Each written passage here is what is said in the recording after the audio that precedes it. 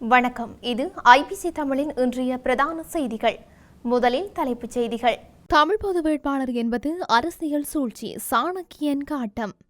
இலங்கையில் முகாமிட்டது ஐரோப்பிய விசேட குழு. சஜித் ஆட்சியில் புதிய அரசமைப்பு 3 மாதங்களுக்குள் பணி ஆரம்பம். இந்தியாவில் அடுத்தடுத்த நிலநடுக்கம், இலங்கைக்கு பாதிப்பா? சுவிஸில் கைது செய்யப்பட்ட இலங்கை குற்றவாளி நாடு கடத்த நடவடிக்கை. சஜித் தரப்பின் உட்கட்சி மோதலை உற்றுநோக்கும் ரணிலின் சகாக்கள். தொடர்பான விரிவான செய்திகள். வரும் ஜனாதிபதி தேர்தலில் நாம் பிரதான வேட்பாளர்களின் தேர்தல் விஞ்ஞானங்களை ஆராய்ந்தே முடிவை எடுக்க உள்ளோம். எனவே தமிழ் மக்கள் எமது கட்சி எடுக்கும் முடிவின் செயல்பட வேண்டும் என்று நாடாளுமன்ற உறுப்பினர் ரா சாணக்கியன் தெரிவித்துள்ளார். வவுனியாவில் இறுதியாக நடைபெற்ற இலங்கை தமிழரசு கட்சியின் மத்திய செயற்குழு கூட்டத்தில் கலந்து கொண்ட 33 உறுப்பினர்களில் ஒருவரை தவிர மற்ற உறுப்பினர்கள் தமிழ் பொது வேட்பாளர் என்ற விடயம் தேவையற்ற என்ற கருத்தை வெளிப்படுத்தியிருந்தார்.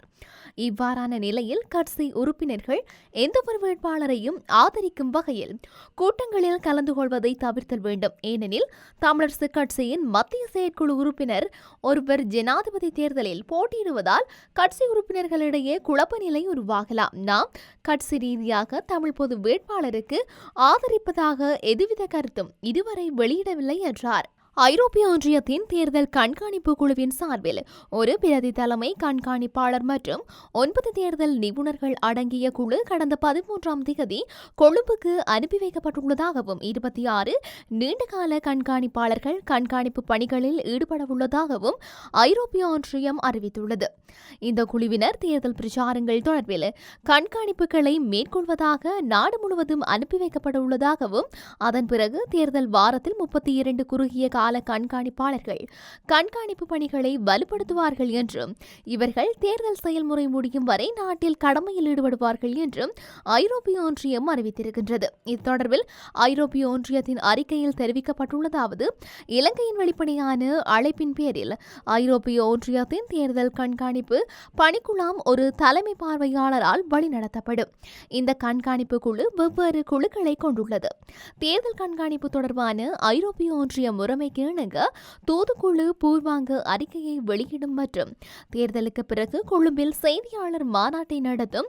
எதிர்கால தேர்தல் செயல்முறைகளுக்கான பரிந்துரைகள் உட்பட இறுதி அறிக்கை சமர்ப்பிக்கப்பட்டு முழு தேர்தல் செயல்முறையும் இறுதி செய்யப்பட்ட பிறகு தேசிய அதிகாரிகள் மற்றும் பங்குதாரர்களுடன் பகிர்ந்து கொள்ளப்படும்.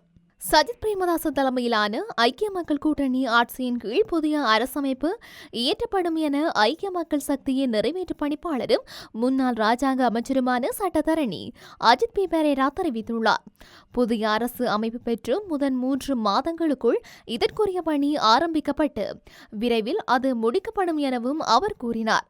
பல திருத்தங்களால் மாற்றியமைக்கப்பட்டுள்ள தற்போதைய அரசமைப்புக்கு பதிலாக புதியதொரு அரசமைப்பை நாட்டுக்கு அறிமுகப்படுத்துவதே எமது நோக்கமாகும். புதிய அரசமைப்பை இயற்றுவது பணியை 3 கால பகுதிக்குள் ஆரம்பித்து சட்டமூலம் தயாரிக்கும் பணியை கூடிய விரைவில் முடிப்பதற்கு எதிர்பார்க்கின்றோம். நாடாளுமன்றத்தை பிரதிநிதித்துவப்படுத்தும் அனைத்து கட்சிகளையும் உள்ளடக்கிய வகையில் சர்வ கட்சி குழு ஒன்று அமைக்கப்பட்டு இதற்குரிய பணி இடம்பெறும். நிறைவேற்று அதிகார ஜனாதிபதி முறைமை இல்லாதொழிக்கப்பட வேண்டும் என்பதே எமது கட்சியின் நிலைப்பாடாகும். அதற்காக எமது கட்சி தலைவர் அர்ப்பணிப்புடன் செயல்படுவார். ஜனாதிபதி தேர்தலில் நாம் வெற்றி பெறுவோம். நாடாளுமன்றத்தின் பலமும் கிடைக்கப்பெறும். நிறைவேற்று அதிகார ஜனாதிபதி முறைமை ஒழிப்பு, தேர்தல் முறை மற்றும் நீதித்துறையை வலுப்படுத்துதல், மக்களின் அடிப்படை உரிமைகள், கலாச்சார உரிமைகள், பொருளாதாரம் உள்ளிட்ட விடயங்களை அடிப்படையாக கொண்டு புதிய அரசமைப்பு அமையும் என்றார். இந்தியாவின் ஜம்மு காஷ்மீரில் உள்ள பாரமுல்லா பகுதிகளில் இன்று காலை அடுத்தடுத்த 2 நிலநடுக்கங்கள் ஏற்பட்டுள்ளன. 2 நிலநடுக்கங்களும் 4.9 மற்றும் 4.8 ரிக்டர் அளவில் ஏற்பட்டதாக இந்திய ஊடகங்கள் தெரிவிக்கின்றன. உயிர் சேதம் எதுவும் ஏற்படவில்லை என்றும் இதுகுறித்து அந்த நாட்டு அதிகாரிகள் கண்காணித்து வருவதாகவும் தெரிவிக்கப்பட்டுள்ளது. இந்த நிலையில் குறித்த நிலநடுக்கம் காரணமாக இலங்கைக்கு எவ்வித பாதிப்புகளும் ஏற்படாது என தேசிய கட்டிட ஆராய்ச்சி நிறுவனம் தெரிவித்துள்ளது. சுவிட்சர்லாந்தில் கைது செய்யப்பட்ட பாதாள உலக குழு உறுப்பினர் பொடிபெட்டியை இலங்கைக்கு அழைத்து வருவதற்கான ஏற்பாடுகள் மேற்கொள்ளப்பட்டு வருவதாக போலீசார் தெரிவித்துள்ளனர். அவரது கைரேகை பரிசோதனைக்கு தேவையான உதவிகளை வழங்குமாறு அந்த நாட்டு அதிகாரிகளால் இலங்கைக்கு அறிவிக்கப்பட்டுள்ளதாகவும் தெரிவிக்கப்பட்டுள்ளது. அதற்கமைய அந்த நடவடிக்கைகளை மேற்கொண்ட பின்னர் பொடிபெட்டியை நாட்டிற்கு அழைத்து வருவதற்கான ராஜதந்திர நடவடிக்கைகள் மேற்கொள்ளப்படவுள்ளது. அதற்கு தேவையான நடவடிக்கைகளை மேற்கொள்ளுமாறு உரிய அரசு நிறுவனங்களுக்கு அறிவித்தல் விடுக்க போலீசார் நடவடிக்கை எடுத்துள்ளனர். பொடிபெட்டி சமீபத்தில் போலீசாரில் கைது செய்யப்பட்டதாக கூறப்படும் லோக்குபெட்டியின் சகோதரராகும்.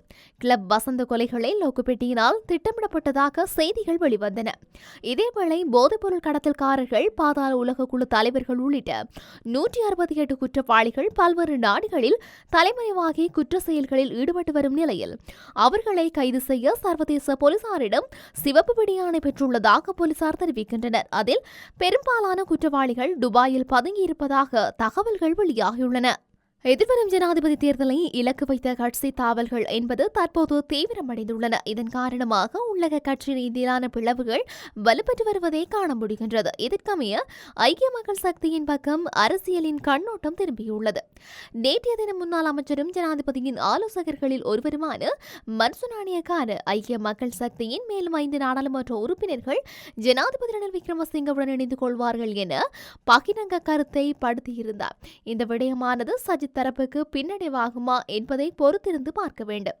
ஐக்கிய மக்கள் சக்தியின் தற்போதைய பொதுச் செயலாளரான ரஞ்சித் மத்தும பண்டாரவின் கட்சி ரீதியான பதவியில் மாற்றம் செய்ய எதிர்க்கட்சித் தலைவர் சஜித் பிரேமதாச முயற்சிப்பதாக சில அரசியல் கருத்தாடல்கள் உள்ளக வட்டாரங்களின் மூலம் வெளிவந்துள்ளன. மேலும் கட்சிக்குள் சில தலைவர்கள் மட்டும் சஜித் வழிநடத்துவதும் இவை கட்சி ரீதியில் பிளவுகளை ஏற்படுத்தும் என்ற அச்சம் நிலவுவதாகவும் அரசியல் வட்டாரங்களில் தெரிவிக்கப்படுகின்றன. அவருக்கு வழங்கப்பட்டுள்ள பதவியை சுதந்திர மக்கள் பேரவையை சேர்ந்த GLPDசிடம் வழங்குவது தொடர்பில் இன்னும் பேச்சுவார்த்தை நடந்து வருவதாக தகவல்கள் தெரிவிக்கின்றன. திச அத்தநாயக்க, கபீர் ஹாசிம், தலதா அத்ருகேர்ல, ஹர்ஷடி சில்வா போன்ற தலைவர்களும் ஐக்கிய மக்கள் சக்தியை கட்டியெழுப்புவதற்கு ஆரம்பம் முதலே முயற்சித்து வரும் நிலையில் கட்சிக்குள் ஏற்பட்டுள்ள நிலைமை குறித்து விசனங்களும் வெளியாகியுள்ளன. இந்த உட்கட்சி பிரச்சினையை ரணில் தரப்பும் உன்னிப்பாக கவனித்து வருவதாக கூறப்படுகின்றது. இதனை அடிப்படையாக கொண்ட கட்சி தாவல் கருத்தை மறுத்து வெளிப்படுத்தியுள்ளாரா என்பதை பொறுத்திருந்து பார்க்க வேண்டும். இத்துடன் இன்றைய பிரதான செய்திகள் நிறைவடைகின்றன. தொடர்ந்தும் செய்திகளை அறிந்து கொள்ள IBC தமிழ் நியூஸ் என்ற எமது யூடியூப் பக்கத்தினூடாக இணைந்திருங்கள். நன்றி.